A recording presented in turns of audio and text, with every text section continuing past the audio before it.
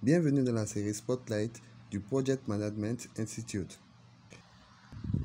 Dans cette présentation, vous allez braquer le projecteur sur l'application opportune des méthodes agiles. Les échos de l'engouement général vous sont parvenus et vous avez hâte de commencer votre premier projet agile. Mais pas si vite. Une chose à laquelle vous devez réfléchir et ne devez pas oublier, les méthodologies agiles et les pratiques agiles ne fonctionnent pas dans toutes les situations et avec tous les types de projets. Examinons certains projets idéalement adaptés aux approches agiles et d'autres où ces approches sont plus risquées ou au minimum moins conseillées. Les projets agiles fonctionnent mieux lorsque vous pouvez agir rapidement, changer de direction et même rebattre les cadres pour déterminer ce qu'il faut faire ensuite. Rebattre les cadres et causer un gaspillage n'est pas une approche raisonnable pour certains projets. Les projets où le gaspillage implique des matériaux physiques et tangibles comme les bâtiments ou les avions peuvent être coûteux et dommageables. Vous ne pouvez ou ne devez pas creuser des trous et écouler du béton puis recommencer ailleurs encore et encore jusqu'à ce que l'emplacement vous convienne. De telles décisions requièrent une planification avant le début du travail. Sinon, vous risquez de rencontrer des problèmes. De même, appliquer une couche de peinture sur un mur pour obtenir le retour client sur la meilleure couleur peut fonctionner dans des situations limitées. Mais pour la plupart des projets, le temps et les coûts nécessaires pour peindre et repeindre sont contre-productifs et coûteux.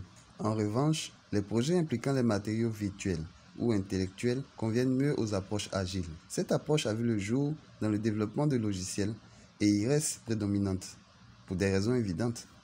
Le développement de logiciels implique beaucoup d'inconnus et des situations potentielles de malentendus ou d'incompréhension entre les équipes de développement et les utilisateurs finaux. Les approches agiles offrent la liberté d'explorer, de communiquer et de réagir. Et comme le code et d'autres tranches informatiques peuvent être supprimées, mises à jour, retravaillées et remaniées, les pertes sont minimes. Certes, du temps a été perdu lors de la création, mais il reste largement inférieur au temps passé à créer quelque chose que personne ne veut ou ne peut utiliser, ou qui ne répond pas aux besoins. Au-delà du développement de logiciels, il existe d'autres domaines où les méthodes agiles peuvent s'adapter, selon la volonté de l'entreprise et l'objectif de cette démarche. La recherche et le développement, comme l'expérimentation de produits pharmaceutiques potentiels ou l'exploration de nouvelles approches pour organiser une excursion, se prêtent à l'approche agile. Par exemple, des campagnes marketing peuvent être organisées afin de répondre rapidement au retour des clients et de pivoter si nécessaire.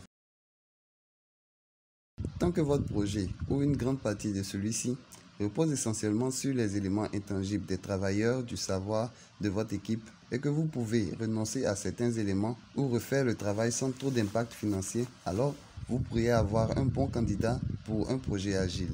Voilà comment déterminer si votre projet est un bon candidat pour une approche agile.